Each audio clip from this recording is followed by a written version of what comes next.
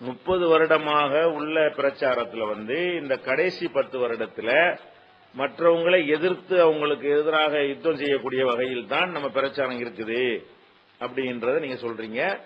ஆனால் அப்படி இல்ல. துவக்கத்தில் இருந்தே இந்த சத்திய கொள்கை எப்ப சொன்னாலும் அது மற்றவங்களை எதிர்க்கிறதா தான் இருக்கும். ஏன் நம்ம சொல்லக்கூடிய விஷயமே என்னன்னு கேட்டா, அல்லாஹ் ரசூல் சொல்லாத விஷயங்கள் சமூகத்தில் நுழைந்து விட்டன, அதை நீக்குங்க எப்படின்னு எப்ப நம்ம சொல்ல ஆரம்பிக்கிறோமோ அப்பவே நம்முடைய விஷயம் எதிர்த்து சொல்லக்கூடிய விஷயமா தான் இருக்கிறது.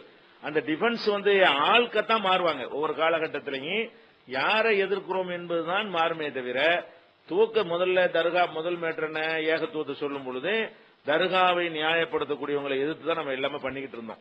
நம்ம வெறுமனே அல்லாஹ் வணங்குன்னு சொல்லல. அல்லாஹ் தவிர யாரையும் வணங்காதீங்கன்ற அந்த களிமாவே சண்டையை தானே சொல்லி தருது. அல்லாஹ் வணங்குண்டா சண்டை வராது. லா இலாஹ இல்லல்லாஹ்வே நமக்கு எப்படி அல்லாஹ் தந்திருக்கிறான்னு கேட்டா, அல்லாஹ் வணங்குன்னு சொல்லாம அல்லாஹ் தவிர எதுவும் கடவுள் இல்லைன்னா கோபம் வரத்தானே செய்யும். அவனுக்கு இது கடவுள் இல்ல, அது கடவுள், இது கடவுள் இல்லைன்னா அந்த கடவுள் நினைக்கிறவன் என்ன செய்யும், சண்டை. ரசூல் ஸல்லல்லாஹு அலைஹி வஸல்லம் அப்படித்தான் அந்த எதிரிகளை சந்திச்சாங்க. அப்ப நம்ம மார்க்கம் எப்படி இருக்குன்னு கேட்டா, எந்த ஒரு தப்பா இருந்தாலும் அதை போட்டு உடேன்னு சொல்லும் பொழுது அதை எதிர்க்கக்கூடியவர்கள் அவங்க என்ன செய்வாங்கன்னா அவங்களை எதிர்க்கிற மாதிரி தான் எடுத்துக்குவாங்க. ஆனா நம்ம அவங்களை எதிர்க்கல. ஆனா அது எப்படி தோற்றம் தெரியும்னு கேட்டா, அவுளியாக நம்மளை திட்டுறாங்க, தர்கா வணங்கக்கூடியவங்களை திட்டுறாங்கன்னு அவங்க மக்கள் நினைக்குவாங்க. ஆனா நம்ம அவங்கள திட்டுவது கிடையாது. இந்த செயலை நீங்க விட்டுருங்க, இந்த செயல் தப்புன்னு சொல்றோம். அப்ப துவக்கத்துல 30 ஆண்டுக்கு முன்னாடி நம்ம துவக்கும் பொழுது அப்பதான் நம்ம அடி வாங்கி இருக்கிறோம், உத வாங்கி இருக்கிறோம், வெட்டு வாங்கி இருக்கிறோம், நாகூர்ல போய் பேசி அடி வாங்கணும், முத்துப்பேட்டில் பேசி அடி வாங்கணும். அப்ப அதுவே என்ன, ஏன் சண்டைக்கு வர்றீங்க, எங்களோட யுத்தம் வர்றீங்கன்னு அவங்க தான் கேட்டாங்க. நம்ம யுத்தத்துக்குலாம் போகல. அப்படியான ஒரு கட்டம் இருந்தது. அதுக்கப்புறம் அந்த தர்காங்கிற விஷயம் ஓரளவுக்கு ஜீரணிக்கப்பட்டு, சரி நம்ம தான் தப்பு பண்ற மாதிரி இவங்க கரெக்டா தான் இருக்காங்க என்கிற மாதிரி மக்கள் ஒரு அட்ஜஸ்ட் பண்ணக்கூடிய, அதை ஜீரணித்துக் கொள்ளக்கூடிய நிலையும் அதை ஏற்றுக்கொள்ளக்கூடிய நிலையும் வந்தவுடனே அடுத்து என்ன பண்ணாங்க, மதுஹப்ங்கிற ஒரு விஷயத்தை பெரிய இஷ்யூ ஆக்கி கொண்டு, தர்கா சொல்ற நீங்க கரெக்ட் தான், ஆனா மதுஹப்பை நீங்க சொல்றதை ஏத்துக்கிற முடியாதுன்னு சொல்லி 2வது ட்ராக்ல வந்தாங்க. ஆனா மதுஹப்பும் விஷயம் தப்பு தான் நம்ம சொல்லும் பொழுது மறுபடியும் அவங்களுக்கு நமக்கு என்ன செஞ்சு சண்டை நடந்துகிட்டே தான் இருந்தது. பெரிய யுத்தங்கள் பழைய காலத்து பத்திரிகைனா நீங்க எடுத்து பாத்தீங்கன்னு சொன்னா அதுல பெரிய கருத்து மோதலும் யுத்தம் நடந்திருக்கு. அடித்தடிகள்லாம் கூட நினைஞ்சிருக்கு, நிறைய நடந்திருக்கிறது. அப்பவும் இந்த யுத்தங்கள் நடக்கத்தான் செஞ்சது.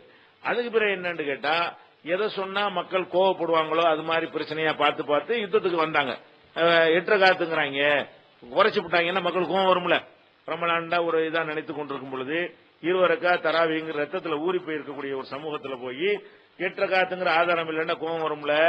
அந்த மக்களுடைய அறியாமையை பயன்படுத்தி கொண்டு அவங்கள உசுப்பி விட்டு 8 காத்து ஒரு பஞ்சாயத்தாக பல வருடங்கள் என்ன செஞ்சு 11 மாசம் அமைதியா போயிட்டு ரமலான் வந்தா வெட்டு குத்த ஆரம்பிச்சிடும். அப்படி ஒரு காலத்துக்கு அப்பவும் டிஃபென்ஸ்ல தான் போய் கொண்டிருந்தது. அதுக்கப்புறம் பார்த்தாங்க மக்களுக்கு கோவம் ஒன்று விரல் ஆட்டுறத எடுத்த நல்லா இருக்கும், அதை உசுப்பி விட்டு தொழுகையில கிண்டல் பண்றாங்க அப்படின்னு சொல்லி நம்மளுக்கு எதிராக நினைஞ்சாங்க. அதை ஒரு கருவியாக பயன்படுத்தி கொண்டேதான் இருந்தார்கள். இப்ப அவங்க இப்ப என்ன ஆச்சுன்னு சொன்னா, இந்த கொள்கை ரீதியாக என்னென்ன கொள்கை முரண்பாடு இருக்கிறதோ பிதத்துகள் இருக்கிறதோ அதுகளெல்லாம் அடிச்சு சொன்ன பிறகு அவங்க நம்மளோட யுத்தத்துக்கு வர்றது நிறுத்தி கொண்டார்கள். சண்டைக்கு வர்றது இல்ல, அதிகபட்சமா விவாதத்துக்குன்னு வந்தாங்க. அதுவும் ஓரளவுக்கு அல்ஹம்துலில்லாஹ் அதுவும் ஓரளவுக்கு முறியடிக்கப்பட்டு விட்டது. இந்த மாதிரி ஒரு கட்டத்துல இப்ப என்ன நடக்குதுன்னு கேட்டா, தௌஹீதுங்கிற போர்வையில இருந்து கொண்டு அந்த எதிரியுள்ள அம்பூட்டும் க்ளோஸ் ஆகி போச்சு. எந்த மதுஹபுக்காரங்க நம்மளை ஏத்து நிக்க மாட்டாங்க. அவங்களுடைய மதுஹபை நியாயப்படுத்தி நம்முடைய ஒரு கொள்கை சகோதரன் கூட உங்களுக்கு பேச முடியாது. தர்காவை நியாயப்படுத்தி உங்களுக்கு பேச முடியாது. கத்தம் பாத்தியா அது இதுன்னு எதையும் நியாயப்படுத்தி பேச முடியாத பலவீனமான நிலையில நம்மளை எதிர்த்து கருத்து ரீதியாக யுத்தம் செய்ய முடியாத ஒரு நிலையில அவங்க ரொம்ப சோர்ந்து ஒதுங்கி வாய் மூடிக்கொண்டு அவங்க வாடு செஞ்சுட்டு போறாங்க என்கிற அளவுக்கு அவங்க போன பிறகு அல்லாஹ் என்ன பண்றான்னா, நமக்கு எப்படி வேலை எடுத்திருக்க கூடாதுக்காக வேண்டி நம்மளோட இருந்தாங்க இல்லையா, இவர்களை வைத்துக் கொண்டே சைத்தான் என்ன பண்றான்னு கேட்டா, இதுவும் தௌஹீதானேங்கிற ஒரு கலரை பூசி தப்பையும் தௌஹீதுன்னு காட்டக்கூடியவங்க வேற கிரவுண்ட்ல மாறியாச்சு. கிரவுண்ட மாத்தியாச்சு. அந்த கிரவுண்ட்லாம் முடிஞ்சு போன உடனே விளையாடுற கிரவுண்ட் நினைச்சிட்டாங்க, வேற கிரவுண்டுக்கு நம்மளை இழுத்து போட்டாங்க. என்ன கிரவுண்டு, சிலை திராப்புலாவுக்கு போனா தப்பா, அந்நிய பெண்ணோட தௌஹீது போர்வையில மார்க்கத்தின் போர்வையில போனா தப்பா, ஓட்டு போடுறதுக்காக வேண்டி பாட்டு படிச்சுட்டு ஓட்டு கேட்டா தப்பா, கும்பிடுறது தப்பா, பரிவட்டம் கோயில்ல கொண்டே பரிவட்டம் கட்டினா தப்பான்னு சொல்லி அதாவது புதுசா உண்டாக்குறாங்க. அதாவது இஸ்லாத்துக்கு எதிரான காரியங்களை எல்லாம் இஸ்லாமிய இயக்கங்கள்ங்கிற பேர்ல அவங்க செய்யும் பொழுது இப்ப அதையும் தப்புன்னு நம்ம சொன்னோம்னு சொன்னா மறுபடியும் பழைய மாதிரி தான் அந்த எதிர்ப்புகளை சந்திக்க வேண்டி வருது. ஏன்னா அதை நம்ம விட்டுறோம்னு அர்த்தம் கிடையாது. தர்காவை பத்தி இன்னைக்கு சொல்லத்தான் செய்கிறோம். ஆனால் அது சொல்லும் பொழுது அந்த மக்கள் ஏற்றுக்கொள்ற நிலையில வந்துட்டாங்க, கரெக்ட் தான்ற அளவுக்கு வந்துட்டாங்க. மதுஹபை பத்தி இன்னைக்கு சொல்லத்தான் செய்கிறோம்.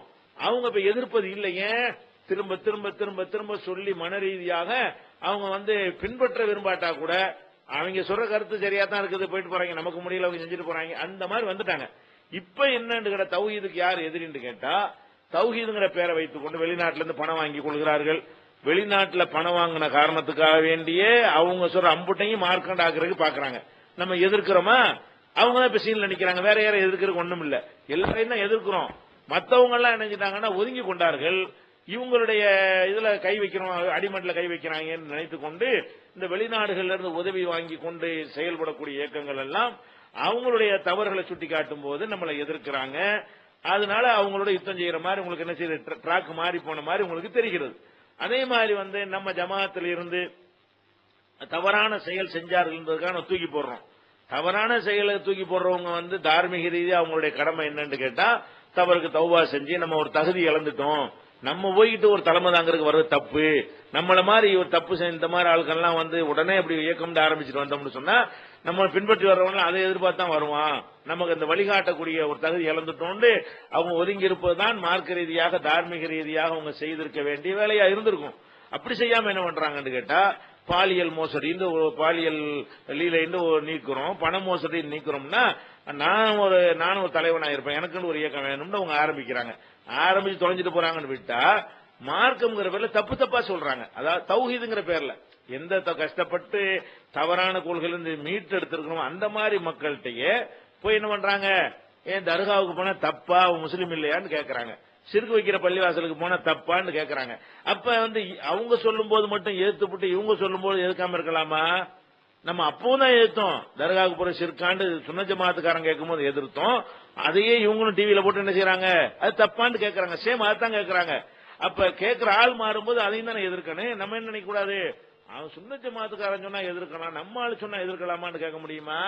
அதனால நம்ம தீமைகளை எதிர்த்துக்கிட்டு இருக்கிற காலம் வரைக்கும் அந்த தீமைகளால் பாதிக்கப்படுறவர்கள் என்ன செய்வாங்க, எதையாவது இடைஞ்சல் பண்ணிட்டு இருப்பாங்க, நம்மளும் பதில் கொடுத்துட்டு இருப்போம். பார்த்தா யுத்தம் நடக்கிற மாதிரி ஒரு தோற்றம் தெரியத்தான் செய்யும்.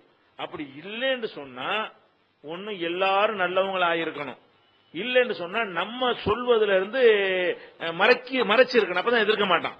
ஒழுங்கா சொன்னால் எதிர்க்கத்தான் செய்வான். நபி ஸல்லல்லாஹு அலைஹி வஸல்லம் அவங்க எவ்வளவு பொறுமையா, எவ்வளவு மென்மையா, எவ்வளவு அறிவுபூர்வமா சொல்லியிருப்பாங்க. அவங்களே எதிர்த்தாங்க. எதிர்த்தாதான் கரெக்ட்னு அர்த்தம். எல்லா மக்கள் நேர்வழிக்க வந்துட்டாங்க, எல்லாரும் நேர்வழிக்கு வந்தால் எதிர்க்க மாட்டார்கள். நேர்வழி இருக்கிறவர்களும் கெட்ட வழி இருப்பவர்களுமாக பிரிந்து இருப்பார்களே, ஆனால் நம்ம சரியா சொல்ற வரைக்கும் எதிர்ப்பார்கள். அவங்க எதிர்க்காம அவங்க இருக்கிறாங்கன்னா என்ன அர்த்தம், நம்ம எதிர்ப்பு வராத அளவுக்கு கொஞ்சம் மூடி மறைச்சு சொல்றோம்னு அர்த்தம், எதிர்ப்பு வராத அளவுக்கு மழுப்புறோம்னு அர்த்தம். அதனால தௌஹீத் ஜமாத் இன்னைக்கு வரைக்கும் ஃபைட் பண்ணிட்டு இருக்கிற காரணம், அன்னைக்கு ஃபைட் பண்ணத்தான் செஞ்சு இந்த 10 வருஷமா பண்ணல. அதாவது யாரோட ஃபைட் என்பது அந்த எதிரிகள் மாறி இருக்கிறார்களே தவிர கொள்கை மாறல. அதே கொள்கை தான் இன்னைக்கு எதிர்க்கிறோம். எந்த கொள்கையை ஆரம்பத்தில் எதிர்த்தோமோ அதைத்தான் எதிர்க்கிறோம். எந்த கொள்கையை நம்ம ஆதரிக்கிறோமோ அந்த கொள்கையை தான் இப்போ ஆதரிக்கிறோம். அதனால் பாதிக்கப்படுறவங்க என்ன செய்யறாங்க, ஏத்து வரும்போது நம்ம பார்த்துட்டு சும்மா இருக்க முடியாது, திருப்பி நம்ம என்ன செய்ய வேண்டியிருக்கு, பதிலீடு கொடுக்க வேண்டியிருக்கு. இதுதான் காரணம். இனி காலத்துக்கு நடந்துகிட்டே தான் இருக்கும்.